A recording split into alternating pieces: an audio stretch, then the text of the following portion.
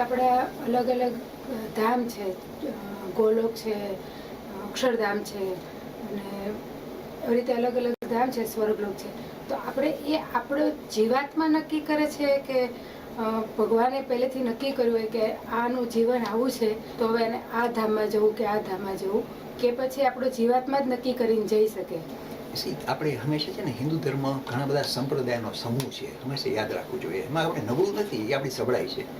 ઘણા લોકો કહે કે મને ઈશ્વરનો વિચાર કૃષ્ણ તરીકે છે, અને જ્યારે હું મૃત્યુ પામીશ ત્યારે હું ગૌલોકમાં જઈશ. ઘણા કે ના, હું સ્વામિનારાયણમાં માનું છું, અને મારું પોતાનું સ્થાન હું જ્યારે મૃત્યુ પામું ત્યારે અહીંયા આ સ્વામિનારાયણ સંસ્થામાં છે.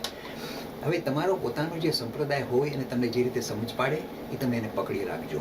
કારણ કે તમે કહે ચોક્કસપણે કહે છે કે તમે જો ખરેખર એવું ઈચ્છતા હો તો તમે એ ધામમાં જશો અને લાંબો સમય ત્યાં સ્પેન્ડ કરશો. એટલે તમારી પોતાની ઈચ્છા તમે ત્યાં દોરી જશે, તેમ ચાલુ રાખજો. એમાં કંઈ આપણે અટકાવવાની જરૂર નથી. પણ ખરેખર સૌથી ઉચ્ચ લોક ખબર છે શું કે આપણા ધર્મ કહે છે કે આ બધા લોકો તો ઠીક છે, જ્યારે સૌથી ઉચ્ચ લોક છે ને બ્રહ્મલોક છે. જ્યારે તમને સાચો અનુભવ થાય કે તમારું સાચું સ્વરૂપ ઈશ્વરથી જુદું નથી, તમે ઈશ્વરનો અંશ છો, આ જાતનો અનુભવ થાય ને બ્રહ્મલોક કહેવાય.